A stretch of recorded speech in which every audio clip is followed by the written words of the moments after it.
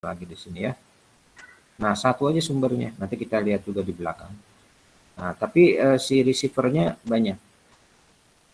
Nah, dia lurus, tapi lurusnya menyebar gitu, membentuk kipas gitu ya. Nah, ini plus minus sih ya. Yang ini secara apa ya? Secara analisis lebih mudah karena satu receiver, satu transmitter, jadi berpasangan. Dan secara hardware-nya juga jika terjadi ada kerusakan pada satu pasang saja, itu tidak menyebabkan proses ini menjadi terhenti. Dia masih tetap berjalan. Misalkan ada pasangan transmitter nomor 2 ini yang mati. Ya. Nah, datanya masih kita bisa dapat. Ya, karena dia masih mengandalkan ada transmitter lain yang masih on. Walaupun ada beberapa yang off misalkan. Jadi datanya dapat juga dan data itu bisa direkonstruksi, walaupun nanti ya tidak sempurna ya. Jadi nanti proses rekonstruksi menghasilkan citranya mungkin agak ya berubahlah, kabur dan segala macam. Tapi ya ada hasil tetap walaupun kabur. Itu plus minusnya ya. Nah, kalau yang ini yang menyebar ini dia keuntungannya ya nggak perlu mewah-mewah, menyediakan transmitternya banyak-banyak, jadi lebih hemat, cuma satu saja cukup ya. Nah, itu kelebihannya, jadi lebih murah ya. Dan dari sisi interfacingnya juga nggak terlalu banyak kan. Kalau ini kan nanti interfacing kabel pengkabelannya itu kan jadi banyak juga. Kalau ini kan cukup satu saja dan juga pasti hemat energi. Karena ini kalau makin banyak transmitter, itu kan setiap transmitter pasti memerlukan daya sendiri. Kalau ada 10 ya berarti 10 kali per transmitter itu dayanya berapa yang dibutuhkan. Tapi kalau ini kan hemat. Baik hemat dari sisi jumlah transmitter maupun dari sisi berbanding lurus pasti dengan energi yang dibutuhkan. Nah, negatifnya yang ini yang menyebar adalah ya lebih rumit sebenarnya perhitungannya dibandingkan dengan paralel. Paralel itu lebih mudah ngitungnya. Kalau yang ini kan lebih, nanti kita lihat ya, nanti kita lihat yang menyebar seperti apa, kerumitannya di mana yang menyebar itu. Ya, yang kedua kelemahannya adalah secara hardware-nya nanti pas implementasi itu sangat bergantung pada kehandalan dan durability dari satu transmitter ini. Jadi begitu ini mati saja, udah sama sekali data nggak akan ada diperoleh, ya udah rekonstruksi atau citra sama sekali tidak bisa dihasilkan. Ya, karena dia hanya mengandalkan satu ini saja. Nah, itu plus minusnya, ya. Nah, ini yang sumbernya ini ya, merambat lurusnya itu apakah paralel atau menyebar. Nah, fenomenanya bisa menggunakan refraksi atau refleksi. Gitu ya. Nah, fenomena yang merambat lurus ini ya contoh ya banyak itu. Biasanya ya coba aja. Misalkan sinar X-ray ya, itu kan lurus. Jadi dia nggak bisa dibelok-belok gitu. Ya, kemudian yang menggunakan optical atau yang menggunakan infrared misalkan itu juga nggak. Jadi artinya nanti si receivernya itu harus dipasang sedemikian sehingga memang dia mampu menangkap arahnya terus benar orientasinya. Jadi kalau kita misalkan naruh receivernya di sini aja, ini kan diarahkannya ke sana, yang nggak akan ketangkap sama receiver itu. Karena dia bergerak lurusnya ke sana arahnya, sementara receivernya disimpan di tempat yang salah. Nah, ini ada kemungkinan seperti itu, karena dia lurus maka ada kewajiban bahwa receivernya itu harus disimpan di titik di mana garis lurus tadi itu melewatinya. Nah, begitupun kalau yang sistem refleksi, ya kita harus pasang pantulannya benar-benar bisa ketangkep di mana kira-kira receiver harus disimpan di sebelah transmitter agar pantulannya bisa ditangkap.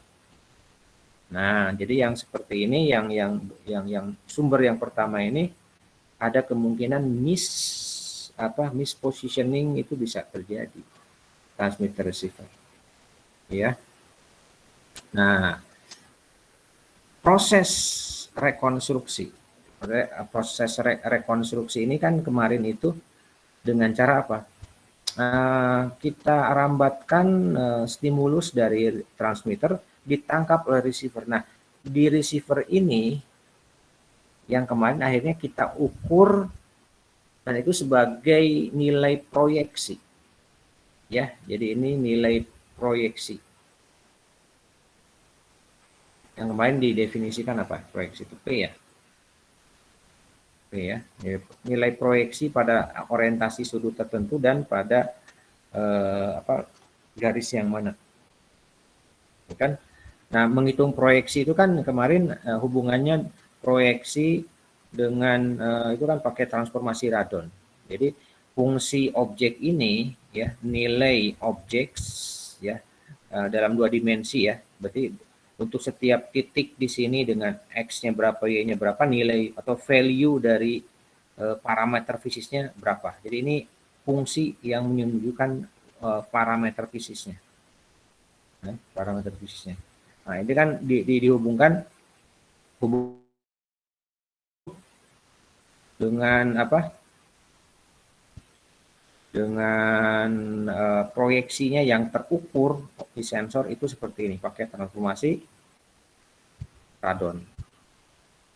Nah, ini bisa dihitung kalau fungsinya diketahui. Nah, tapi masalahnya kan di tomografi ini justru dibalik. Justru kita ingin mendapatkan F ini, tapi P yang terbaca. Maka akhirnya untuk mendapatkan F, X, Y ya, ini dari proyeksi ini, nah ini arahnya ke belakang sini ya. Nah, arahnya ke sini itu makanya kita perlu namanya back projection. Ya, back projection. Ya, dari nilai proyeksi yang terukur oleh alat ukur, bagaimana kita ingin mendapatkan fungsi Fxy atau nilai parameter-parameter objek yang kita akan identifikasi. Nah, yang back projection kemarin ada 2 kan, ada yang simple back projection dan ada yang filter back projection. Kan gitu. Nah, ini ya sambil meresume aja, tapi nanti juga akan diulang di slide di sini ada. Nah, ini yang sudah kita bahas dari kemarin 2 minggu kemarin sampai minggu kemarin itu adalah yang ini berkaitan dengan sumber yang merambat lurus. Ya. Nah, ini simple back projection dan filter back projection kan ujungnya mendapatkan ini fungsi f x, y. Nah, proses untuk mendapatkan fungsi f dari P dari nilai proyeksi yang terukur, ya ini yang disebut dengan back projection ini yang masuk kategori pada rekonstruksi. Jadi rekonstruksi itu ini proses ini sebenarnya. Proses mendapatkan nilai fungsi Fxy dari P, itu rekonstruksi. Nah, di dalamnya dan ada istilah metodenya ada back projection, ya, ada yang simple, ada yang filter back projection. Nah, tapi rekonstruksi ini tidak hanya, ini kan untuk yang proyeksi begini kan itu yang sumbernya ini merambat lurus. Ya, istilahnya maka metode rekonstruksinya adalah back projection. Ingat baik-baik.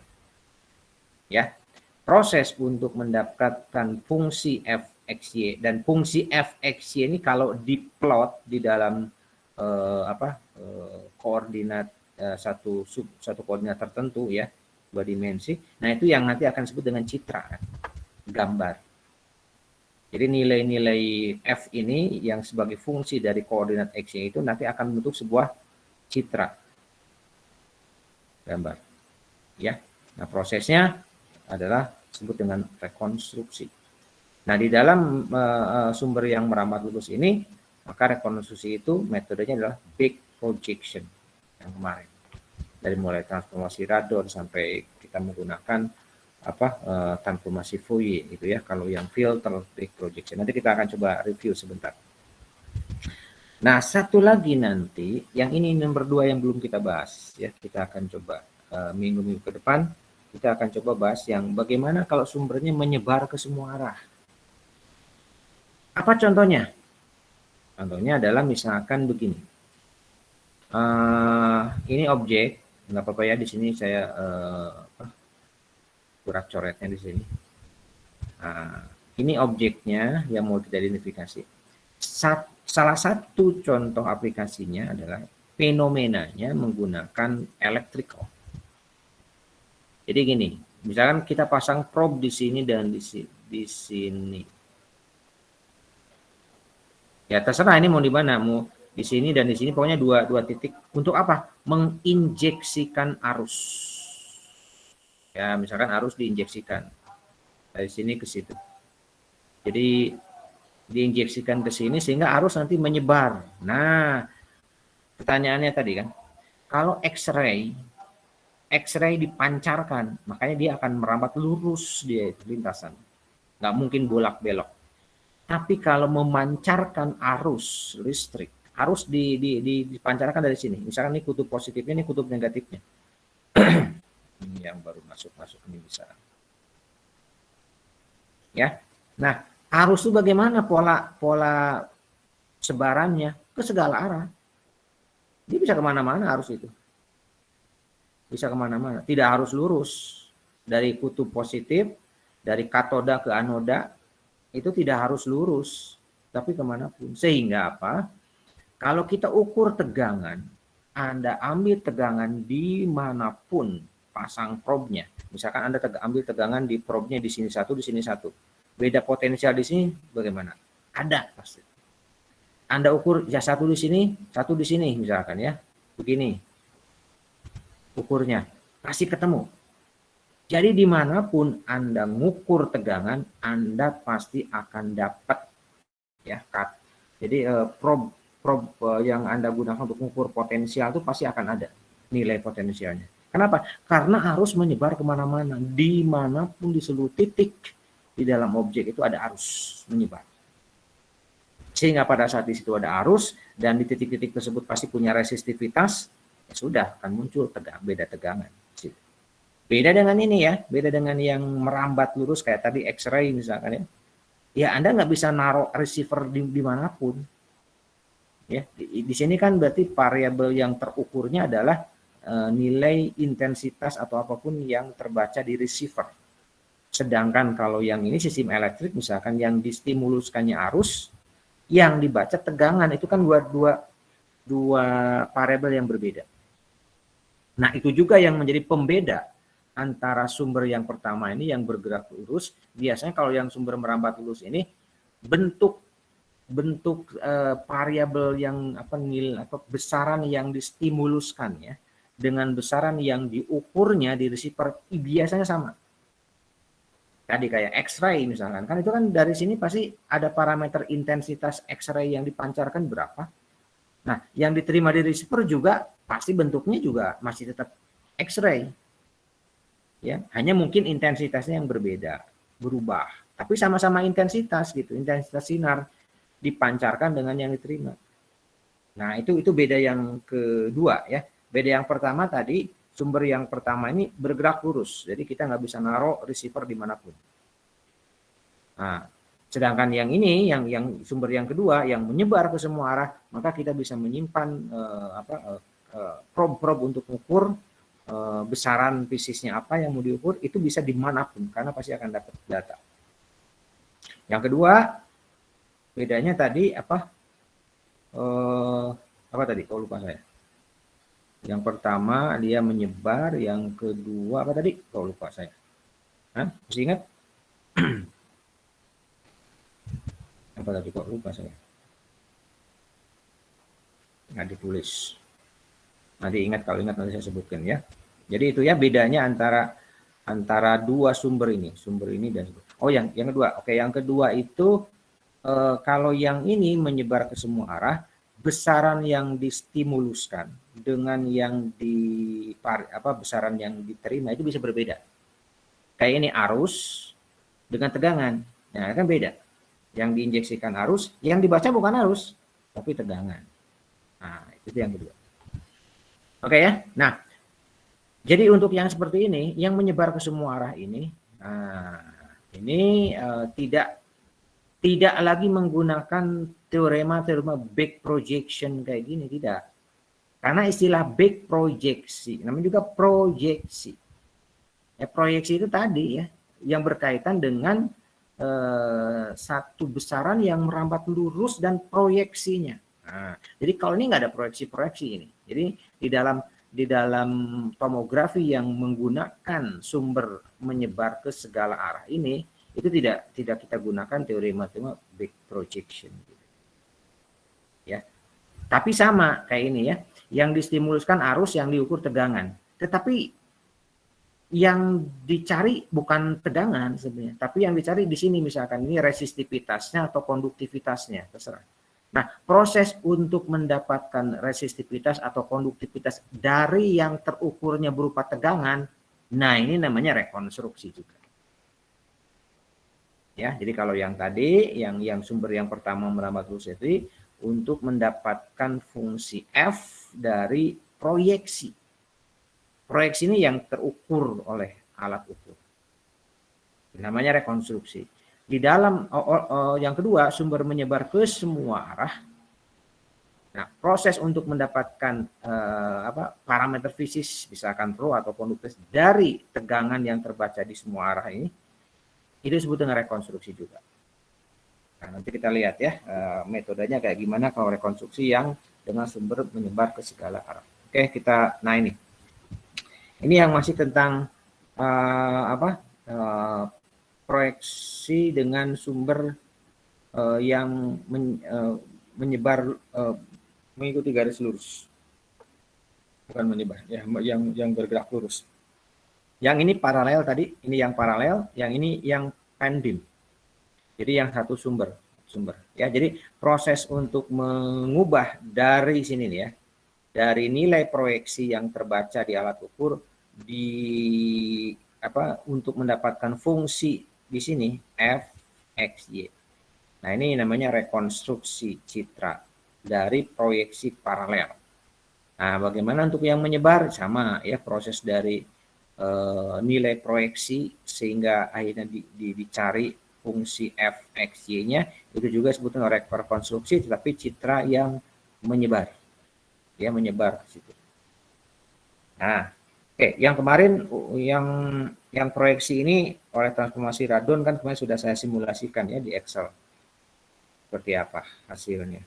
Nah, agak mudah ya, menghitungnya agak mudah. Yang seperti ini agak rumit.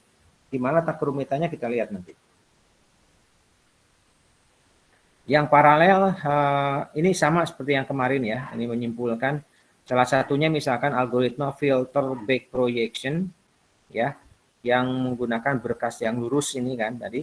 Nah, samalah. Ini yang pertama kan pasti kita ukur dulu nilai proyeksi P-nya. Nah, kemudian kalau dia filter tadi kan dia harus diubah menjadi oleh transformasi Fourier menjadi ini. Kalau yang simple kan langsung dari sini pakai inverse transformasi radon untuk mendapatkan fungsi f, x, y.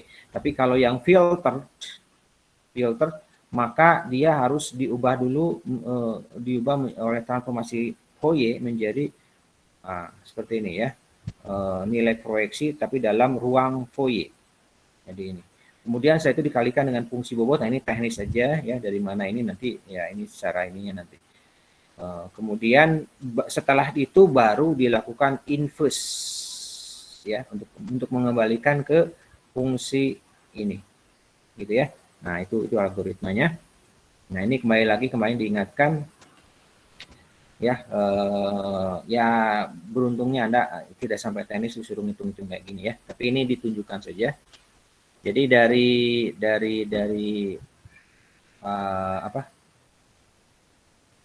bekas proyeksi yang diubah ke Fourier ini kan F ya.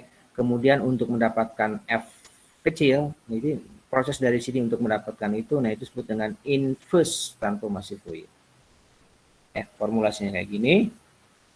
Nah, ini penurunannya saja sampai akhirnya kita mendefinisikan yang disebut dengan filternya itu yang mana sih? Nah, filternya yang ini. Jadi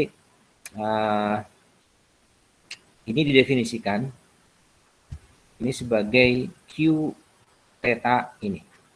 Nah, ini ada penurunannya ya. Kenapa kok muncul ada cosinus theta, ya sinus theta? Kayak di slide ini saya tidak turunkan. Tapi yang aslinya ada di saya ya. Kalau mau boleh nanti. Nah, ini yang disebut dengan filtered back projection itu adalah ini sebenarnya. Ya, gitu. Apa disebut filtered back projection-nya. Nah, ya. Sampai kalau misalkan kita berurusan dengan sinyal diskrit, karena memang sih pada kenyataannya di lapangan tuh kita tuh sinyal itu diskrit ya. Kita nggak kayak tadi kan sebenarnya berkas itu tidak kontinu kecuali kalau kita bisa misalkan tadi berkas yang paralel tadi ya. Nah, ini kan sebenarnya diskrit ini kan. Jadi antara satu transfer dengan transfer yang lain itu tidak setiap jarak gitu. Kecuali kalau ini sangat mepet sekali, sangat kecil sehingga hanya kontinu. Ya, kita bisa dikatakan sinyal proyeksinya pun kontinu. Tapi ini kan diskrit. Yang diskrit ya tinggal ganti saja integral dengan menggunakan sigma gini ya. Nah, ini contoh proyeksi balik dengan berkas paralel tuh ya. Jadi, contohnya seperti ini. Jadi ini dengan satu sudut proyeksi, dengan satu sudut orientasi theta, kemudian ini dengan theta 1, theta 2, theta 3 gitu kan. Nah, ini terus ini tuh kayaknya ini yang ini ya, yang menyebar dari sini ke sana, ini menyebar dari sini ke sana dan seterusnya.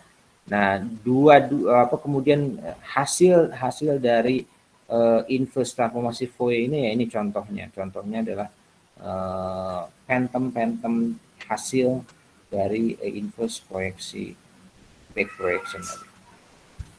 Nah, secara eksperimentalnya kan begini ya contohnya. Jadi misalkan digunakan untuk memetakan isi otak, bukan isi otak ya, pokoknya apa yang ada dalam kepala ya misalkan ya. Nah, itu ditempatkanlah antara transmitter dengan receivernya itu berseberangan seperti ini.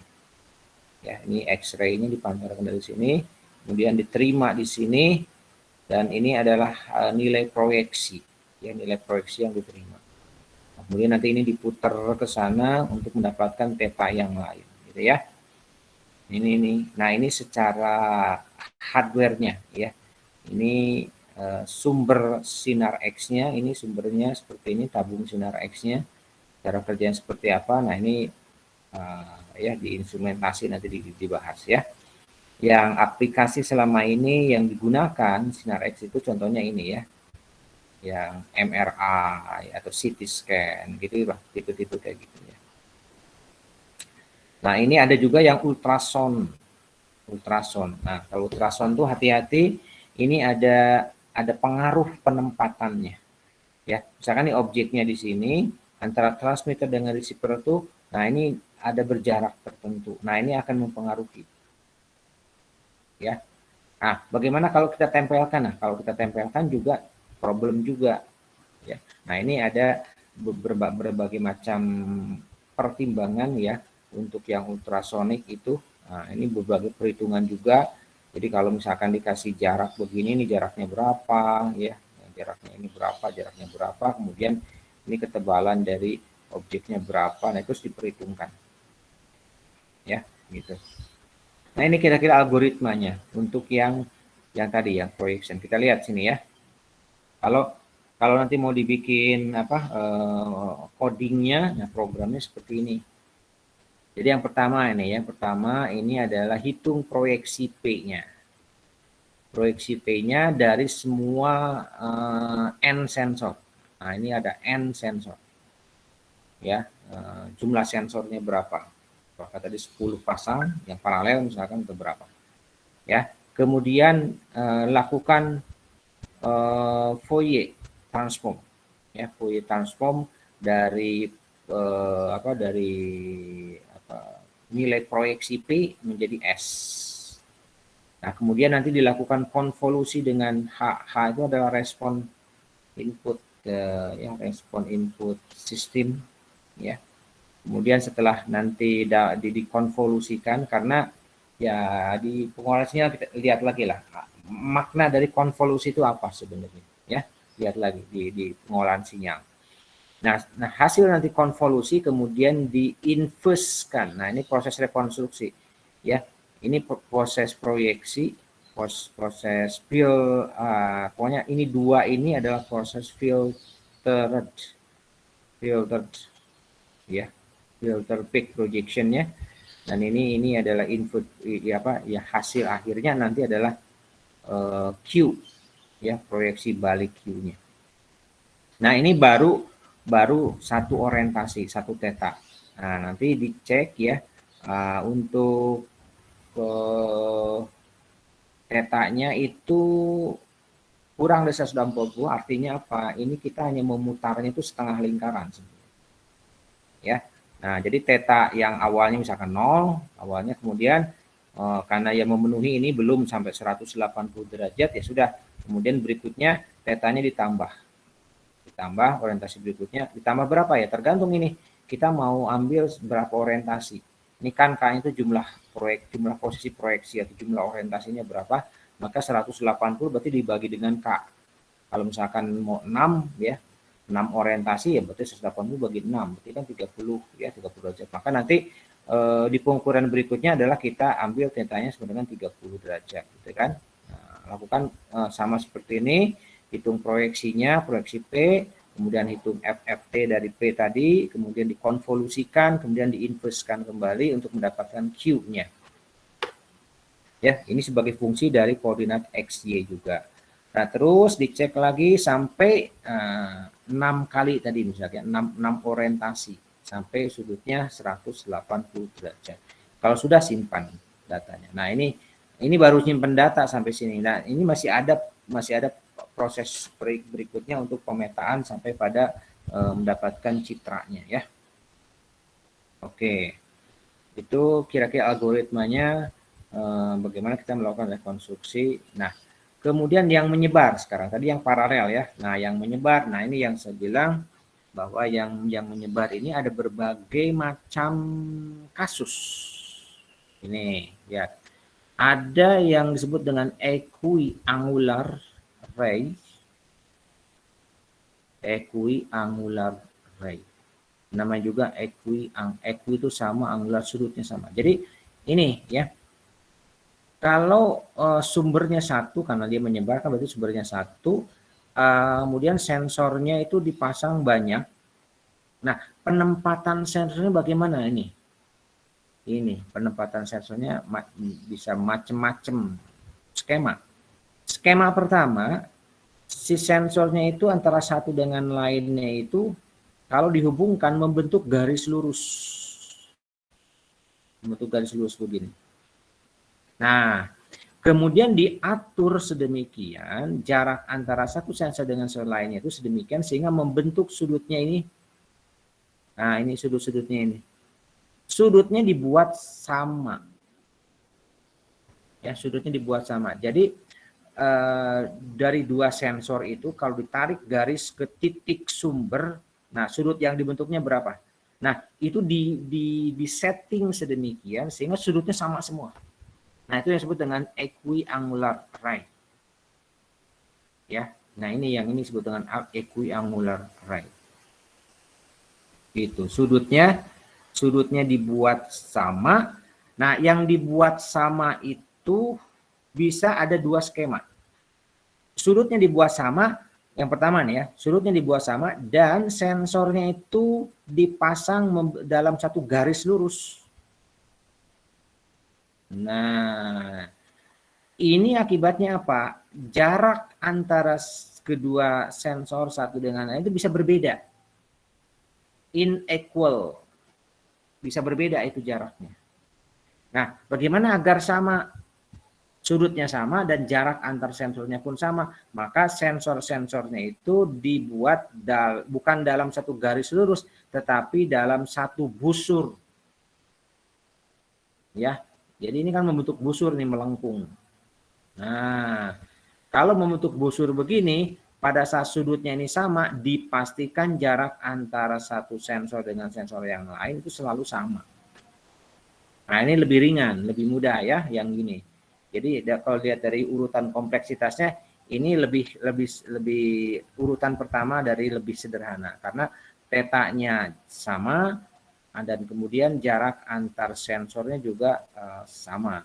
Nah, yang lebih rumit adalah yang ini, yang membentuk garis lurus. Nah, itu risikonya apa? Jaraknya tidak sama. Itu yang ya ini urutan yang pertama, ini yang paling sederhana. Sederhana pun tapi ini kan juga lumayan juga dibandingkan dengan paralel ya perhitungannya. Ini yang kedua. Dan yang ketiga yang paling kompleks ini.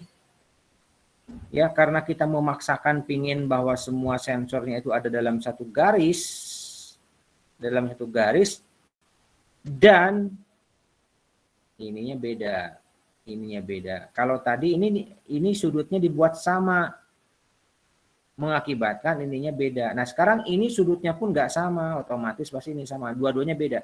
Sudutnya berbeda, not equal, juga ininya juga tidak sama. Ya. Nah, bisa juga kalau ini dibuat sama tapi sudutnya menjadi berbeda. Ya, pokoknya kalau kita memaksakan pada satu garis lurus itu nggak mungkin sama dua-duanya. Kalau ingin sama dua-duanya ya harus membentuk busur kayak gini. Nah, itu kira-kira ya skema penempatan sensor-sensornya ya. Sensor itu yang receivernya ya. Kalau transmitternya kan satu ya. Gitu. Jadi susunan receiver ya gitu. Nah, ini kira-kira perhitungannya ya. Mungkin saya pun tidak terlalu ngebahas ini bagaimana. Wah, ini Anda lihat geometri ya, matematik.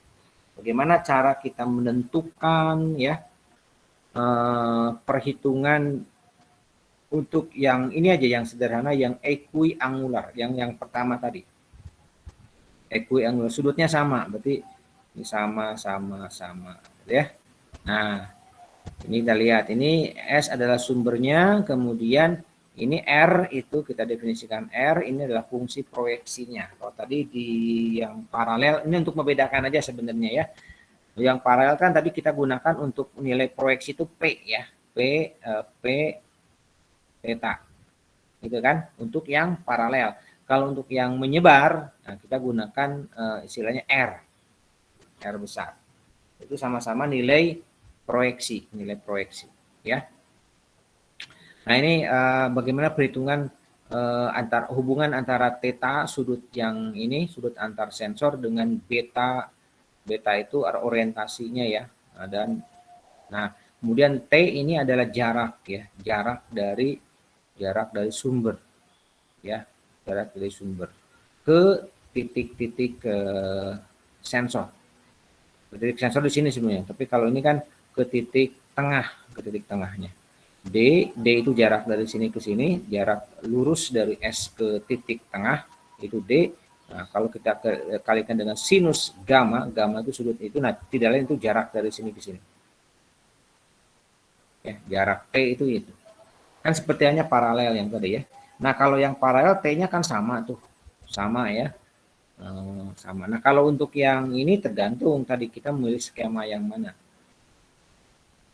Ya, bisa jadi sama, bisa jadi tidak sama, tergantung skema yang tadi yang mana.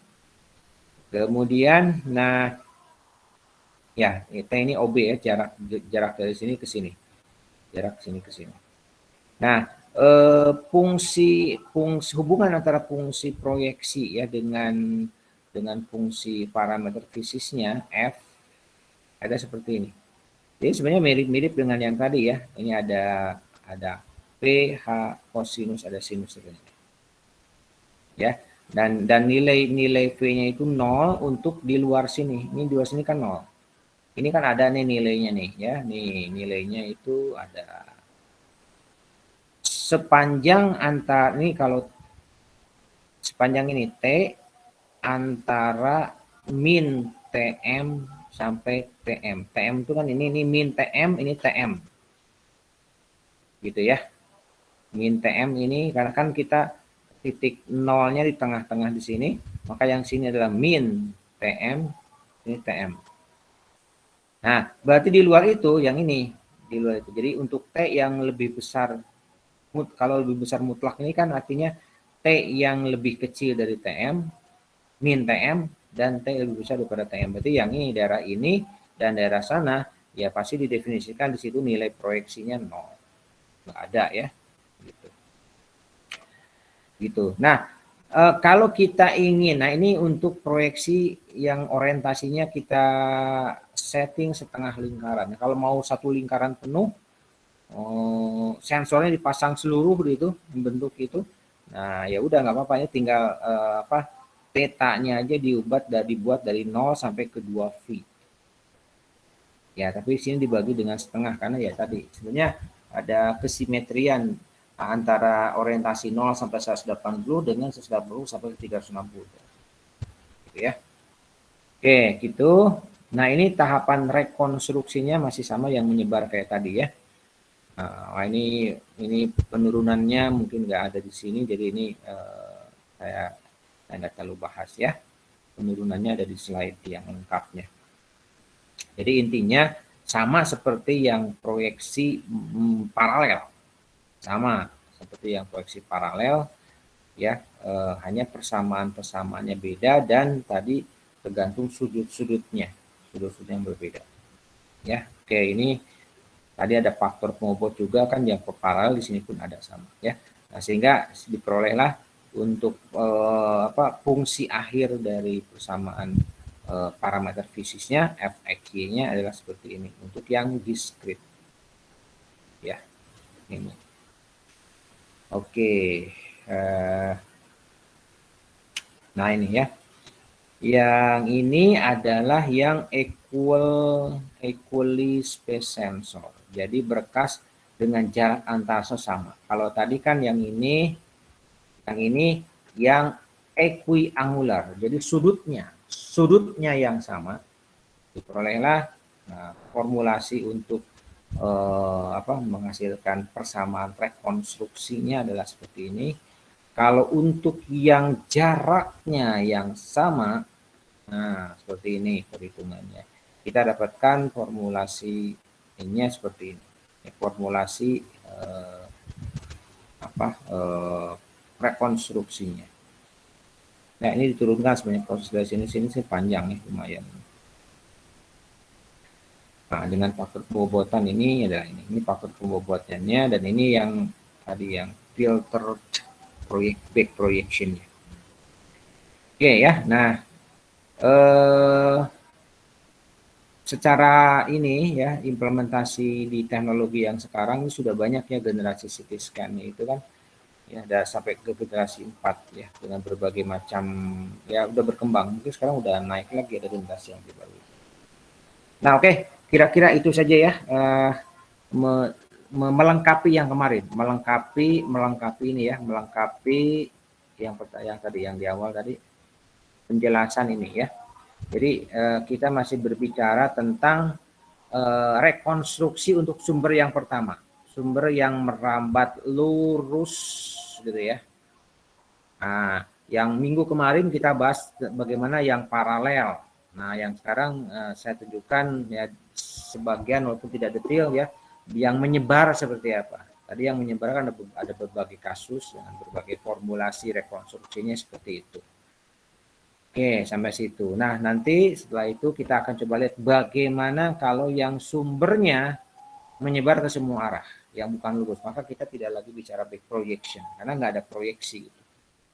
Ya, nah itu yang seperti ini, yang sumber yang pertama kebetulan saya pun di lab itu belum banyak masuk ke sini sebenarnya. Justru saya di lab itu banyak menggunakan yang menyebar ke semua arah, ya tadi yang sistem elektrikal. Ya, jadi saya nggak perlu dipusingkan dengan orientasi gitu ya. Ya, salah satu cirinya yang membedakan ini sumber yang merambat lurus dengan yang menyebar ini ya, ini harus tepat ya, orientasi antara transmitter dengan receivernya harus tepat. Kalau ini bebas, kita boleh menempatkan receiver dimanapun. Nanti kita lihat aja minggu depan bagaimana untuk yang sumber menyebar ke semua arah. Sampai situ dulu ya. Ada pertanyaan? Ini nanti saya share ya, ini kalau apa, ini yang saya baru share ini kan di LMS, nanti saya bukakan. Coba saya lihat Ibu di LMS ya. Nah, silakan Anda boleh download itu materi untuk minggu yang menyebar. Nah, silakan Anda bisa lihat di situ ya materi yang hari ini. Oke, minggu depan kita akan coba lihat bagaimana yang rekonstruksi. Rekonstruksi nanti akan banyak metodenya juga ya. Ini banyak metodenya juga. Nah, yang apa yang saya kerjakan di lab dan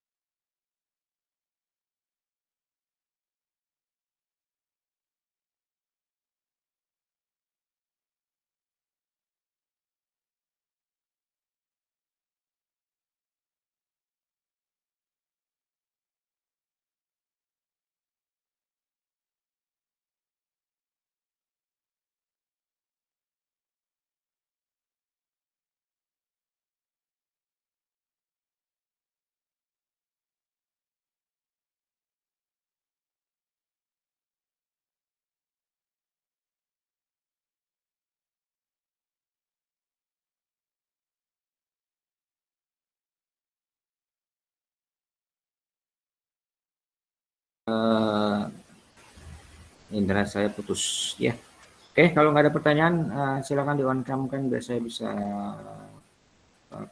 capture untuk presensi.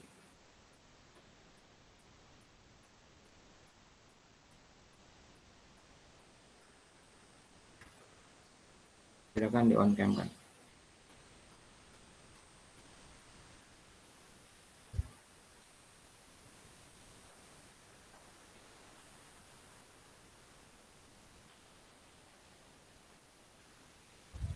Silakan on cam kan.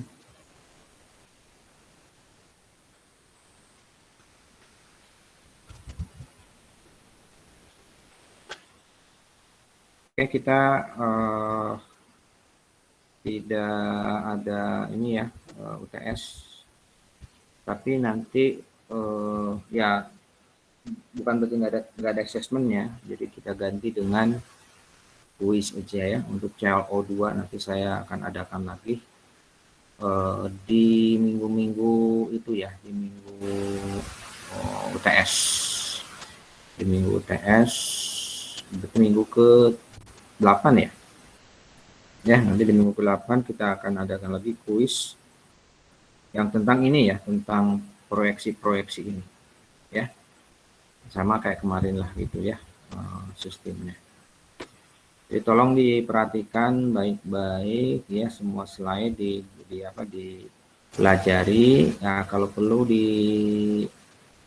ditambahkan dengan materi lain, Anda boleh searching lah ya dari sumber-sumber lain, tidak terpaku pada share karena terbatas kalau dalam bentuk PPT begini ya. Jadi silakan Anda cari sumber.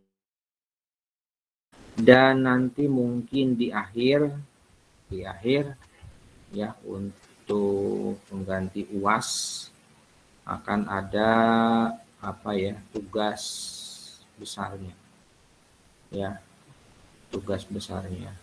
Tapi kalau kondisi online kini agak sedikit saya switch tugas besarnya, mungkin tidak bentuknya harusnya sih dulu bentuknya bikin sesuatu ya, melakukan rekonstruksi sesuatu atau minimal coding gitu ya. Tapi saya nggak tahu, nanti kita lihat aja.